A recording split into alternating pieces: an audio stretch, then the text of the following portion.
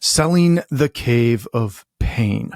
Ugh. I'm not sure about the title on this one, Henry. I don't know what the Cave of Pain is. I don't want to know. I don't want to know. Magic Pain Glove. Tell me what to do.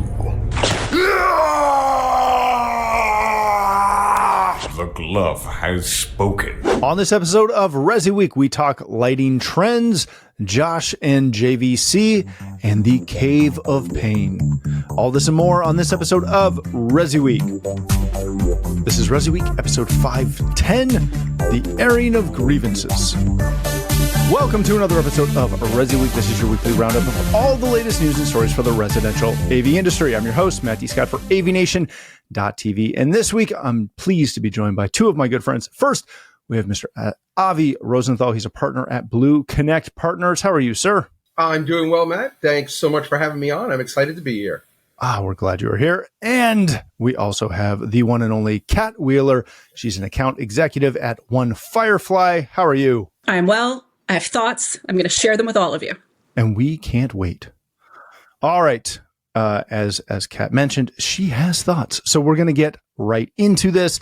Coming to us from CE Pro 2025 lighting trends in 3 words: smaller, better, and way more colorful. The trend that shaped the lighting category at Expo this year was, again, smaller fixtures, better performance, and smarter color, each signaling a shift in how pros approach projects. Go read through this. It is a pretty good wrap up of what's going on in the CEDIA lighting space, particularly with things like Pure Edge and their 1/4 inch wide mudded in trimless LED strip.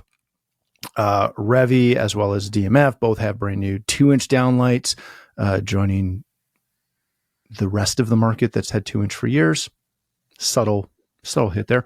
And then there's a bunch of ridiculous color, and I am not talking about color because I hate colored lights, and I don't want to talk about them because, yeah, they have no place. All right, Kat, let me start with you on this. What is the impact of some of the advances in our lighting space on the electrical market as a whole? Like they're talking about $200 downlights or sub $200 downlights, which starts to get into the world of traditional lighting fixtures. Are we actually able to compete yet? Yes. Well, that was easy, and now we're done. See, she said yes. Yes, we're done. Let's all go. On to the next. No, look, I'm just going to pre-warn everybody. I'm like in my Festivus mood. It's December 1st. I'm ready for it. I have a lot of problems with you people. And I'm going to tell you all about them. So here's my thing. Beautiful. Guys, every dealer I've ever met has said they want to get in tighter with architects, builders, designers. This is how we do that. Stop making life harder than it has to be. Yeah, that's it. That's all I'm going to... No, I'm done. That's it. Like, it's just not... These are all good things. And she is absolutely not wrong, right? I mean, if you want to be in with the architects, if you want to be in with the designers, if you want to be with the decorators, the best way to do that is to bring them into the conversation about things like light and color. And light and color, not colored lights, but color it's in the environment. Because that's how we also get into the drape and shade conversation. Drape, shades, lighting, these are elements that are critical to the architects, to the designers, to the decorators. You want to be the go-to person, this is the way you do it. And speak that language. Right. And not every fixture needs to be $20,000 and sit in the middle of a room. It's kind of like lighting control. Like when you put switches on the wall, not everything needs to be a touchscreen or a huge switch. What are you putting in the pantry? It's a little bit of a lesser version of those things, and doesn't have to be decorative or whatever you may be using. So it's a similar thing. Lighting, every light in every place in the house, it gives you so much more opportunity. I'm done. Okay. Avi, let me ask you this though. I do love the shift to more architectural lighting fixtures. My concern with this is I can count on one hand the number of integrators I've talked to who actually understand how to use them. And I'm calling out a lot of the big groups and people that think they know how to use lights and fixtures. They don't. Can we actually talk with competent architectural firms, competent designers, not the paint and pillow class, the real deal about how to use and why you would use a 1/4 inch trimless linear? Because not every project, and I'm coming after you, Cedia, not every project that wins lighting control should be a Miami disco club house. I'm tired of this garbage. Okay, so there's a bunch of things here, Matt. So let's break it down just for a moment. So the first thing, you guys are feisty. I love it when they're feisty. So the first thing is a 1/4 inch mudded in track. That takes talent. That is not just an integrator lick and stick command tape under a cabinet, right? It takes finesse. It takes talent to install something like that, but the results are phenomenal. So you have to partner with the right trade to get it installed. The second thing you have to do is partner with the right decorator. Like you said, not the paint and pillow people, the paint and pillow people. That's not easy to say, right? It's with the people who truly understand the use of light and the methodologies that need to be used in order to enhance a space using light. Your commercial environments already get this. Yeah. Residential doesn't. It's still all about just simple downlights and track lighting. And we've gone way beyond that. The last point that I'm going to make is the lighting control side. Because the lighting control side and understanding how to set up these scenes and these environments is critical. Because now you've convinced somebody to pay for something. You've convinced somebody to install something. You've convinced somebody of the vision of what it's going to look like. Don't fail them at the last minute by doing a crappy scene or forcing you to, give it 5 different commands before the light comes on to the right place. So it's the integrators that get it. I'm going to ask you one more loaded question. How many of the same integrators that are not getting lighting didn't get drapes and shades 5 years ago? And now they all do drapes and shades. And can I just say something? Matt, you said something smart, and that was how many people. Sound so surprised. I was. It was a good thing that happened today. No, you said, do we know enough? Can people talk about it? If you can't, learn. You cannot tell me that in our industry, there's not enough resources out there and available to teach you about all of these things. The manufacturers will help you. The reps will help you. We even have a show called Lightapalooza now that is strictly about lighting. Except the Lightapalooza show is the exact same week as the Builder show this week because somebody doesn't know how to read a calendar. And I'm keeping my comment clean there, so it shouldn't be. Let me start anything.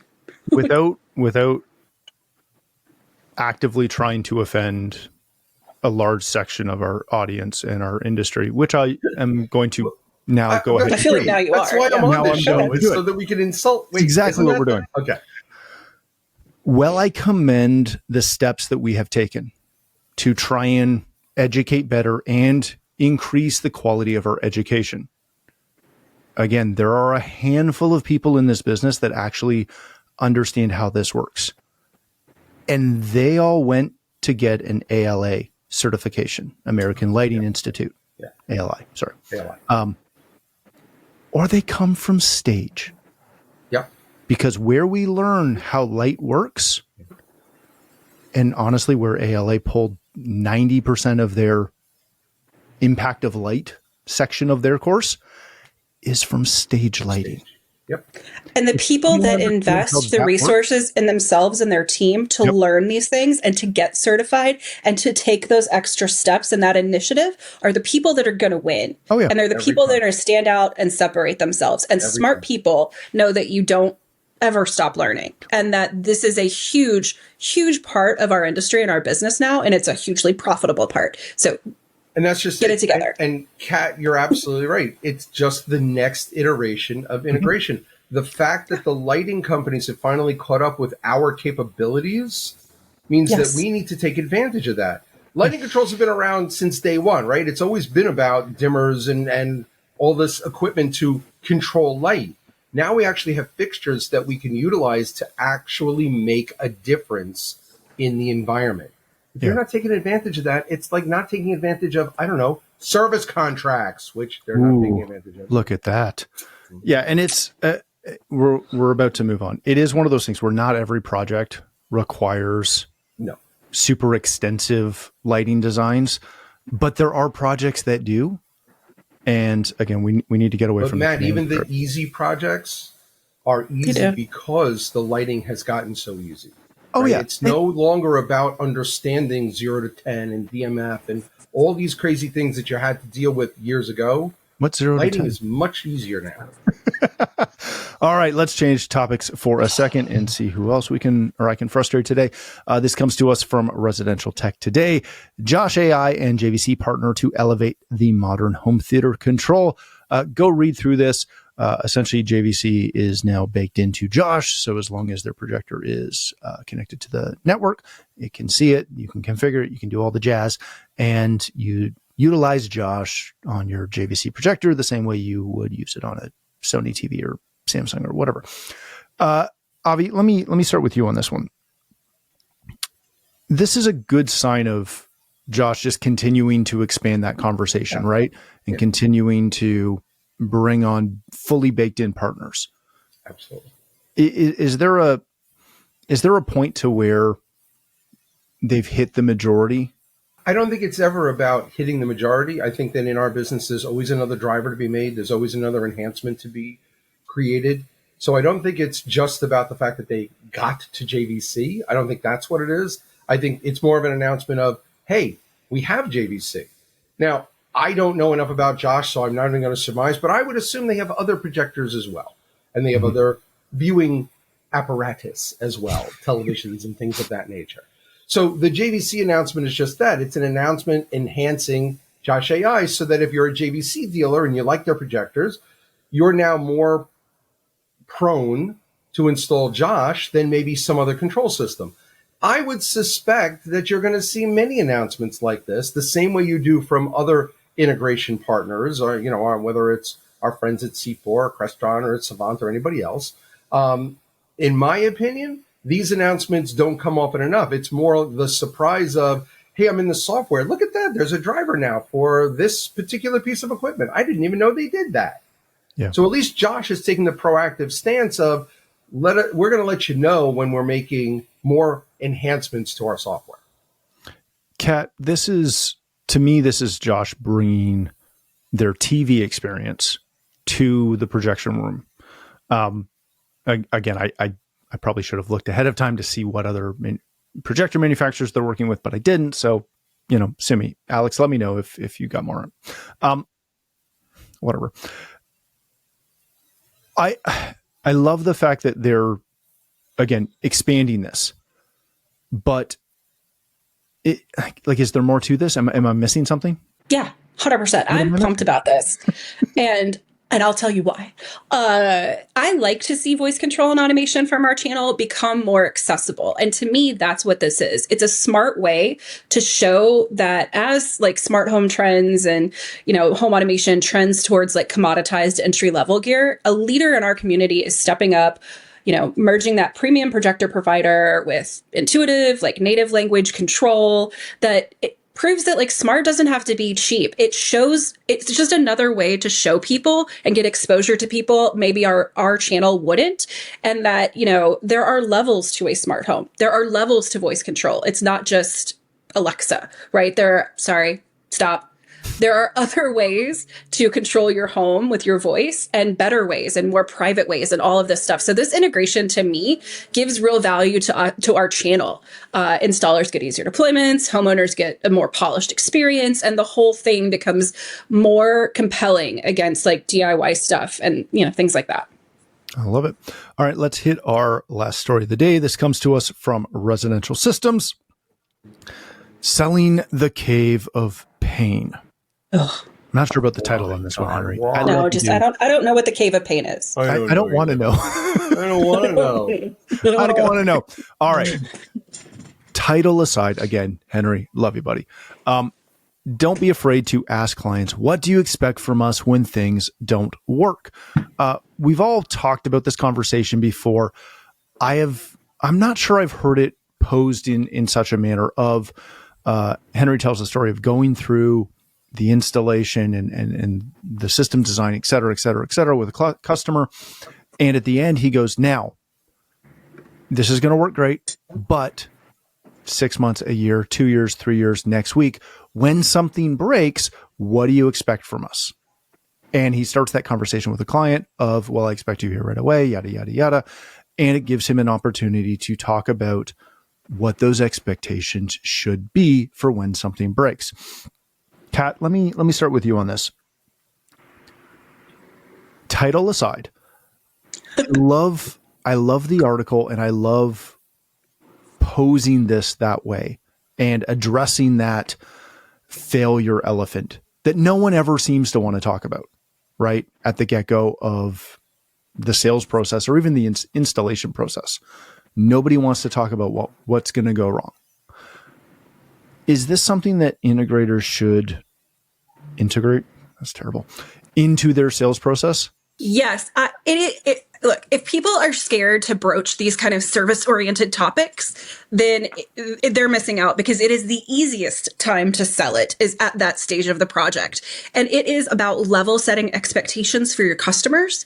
Chances are, that this isn't their first rodeo with technology, so they probably have some level of expectation. And if you don't address it, then you are, leading them down a poor path. But again, set the customer and yourself up for success. You should build a service plan in with every proposal you send out, regardless of the size, because it is more profitable. It helps you, build recurring revenue, which adds value to your business. But again, it makes for stickier customers because they have a better experience with you. They have better long-term experience. They don't leave you and go somewhere else. We all know what the dealers say. Oh, they came from another integrator. That's how I got them, because they hated them. Everything was broken. None of those things are true. But if you address them in the front end, you're going to have more satisfied, more sticky customers, better long-term business. I don't know. I lost it there, but you know what I mean. I do. So, Avi, I don't want to come at this a different way, but I want to question you based on an actual conversation I've had with a customer of, we're going through the walkthrough after installation. And I broached okay, so in the event of software or firmware or, power outage, whatever, you need to reset the system. Customer looks at me and goes, well, I should never have to reset it. I go, right, but you will. Yeah, I know, but we're paying you a lot of money, so this thing always works. I know, but there will be a problem at some point. And I know, but we're paying you a lot of money so that this doesn't happen. And I've been stuck in that loop multiple times with multiple customers. Yes. You can set expectations all you want. And I do feel that we talk about this a lot in the channel. Customers are going to be customers. And they're going to forget you ever had that conversation. They're going to forget that, to Kat's point, you sent them a bunch of options that they declined. They're going to forget all of those things. What do you do when they forgot that and now they want to yell at you because they expect you to fix it right away? So first of all, they're going to yell at you.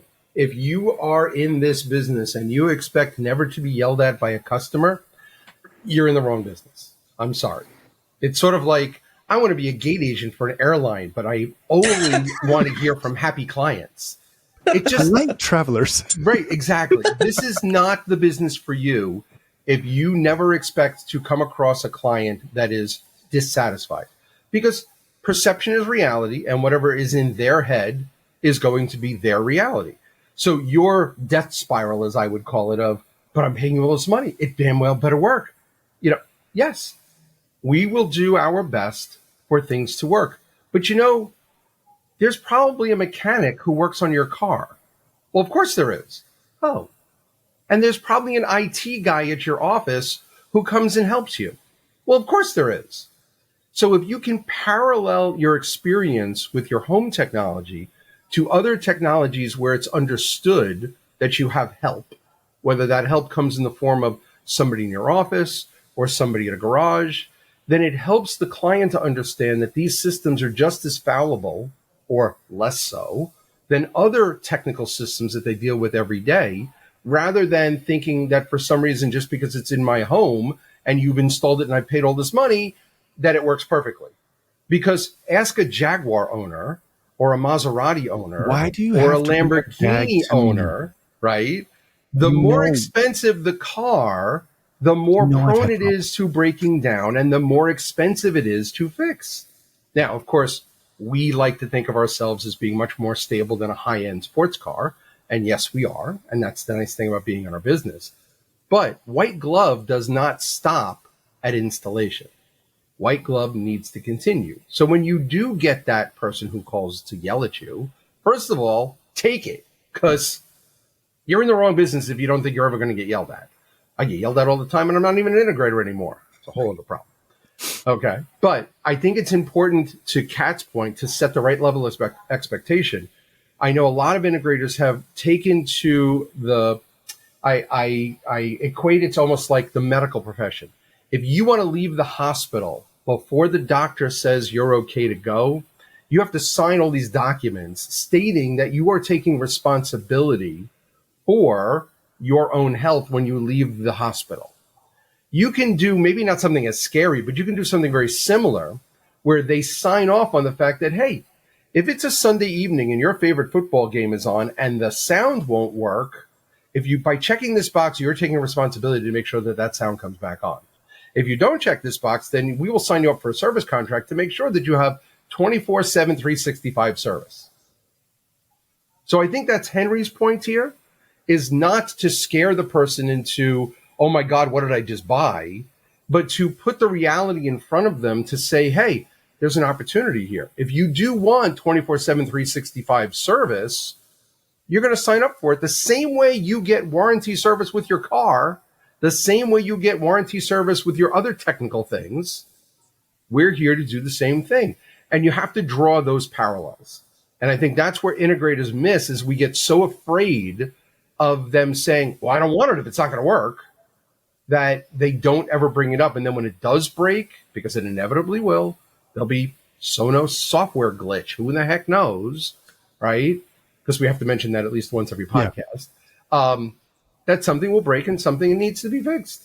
And that's just the basis of reality these days. You said something I love there, which is scared. And I think it is being scared. Like, oh no, I'm going to lose the job. Right. Or, oh no, they're not going to go with me. Or they're going to think I'm trying to push this thing too hard. We just have to stop thinking of it as optional. Right. It's not optional. Right. It is part of this project. You know, for the next 3 years, this is what we're going to do. And we're going to do this at this cadence or this cadence or this cadence. And this is part of what you're buying. You are buying this whole thing. Yep. Put it all up front if they don't want to pay, every month or whatever it is.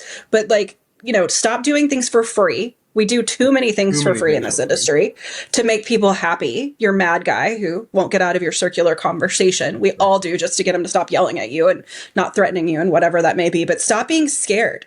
This is part of the project. Part of the project is ongoing maintenance. It's firmware updates, it's software. It's, fixing something that breaks or adding and changing scenes, over the next couple months when they live there. It is what it is. And yeah, if you're adding it in the front and not doing it as recurring, that's the same difference to me. But do something.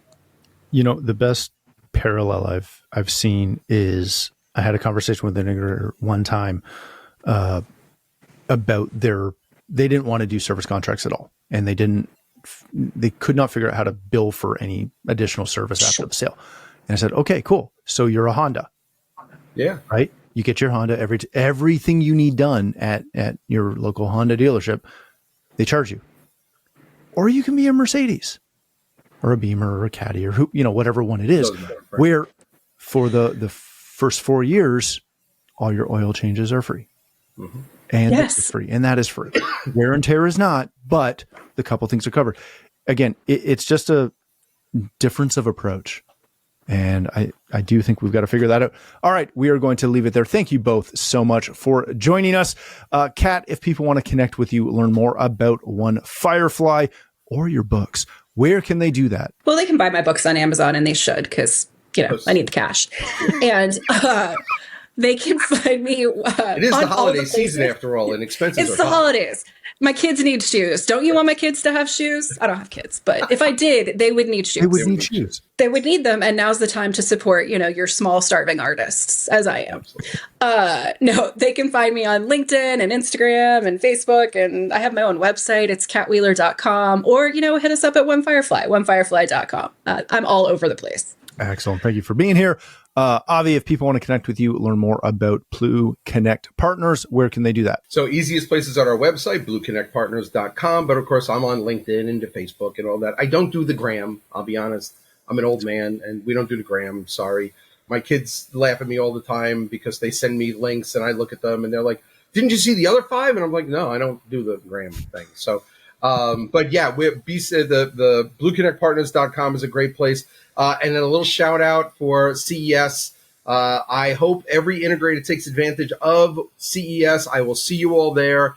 My favorite week of the year coming up in less than a month. I am just so jazzed. It's going to be an amazing show this year. Excellent. All right. Thank you again for joining us. If you'd like to connect with me, you can find me at Matty Scott on most of the socials. But more importantly, please visit AVNation.tv, where you'll find this show as well as a wide variety of other shows with all the verticals that we cover. When you visit the website, please take a moment to check out our supporters. We are extremely thankful for their support and ask that you check them out as well. Thanks again for watching. That's all the time we have for this episode of ResiWeek, the network for the AV industry. What are you listening to? This is AV. This is AVNation. This is AVNation. This is Erin Marmoran of EdTech. The world of higher ed AV is growing rapidly. That's why each month we hear from the best and brightest from colleges and universities all over the U.S. Check out EdTech on avnation.tv or wherever you get your favorite podcasts.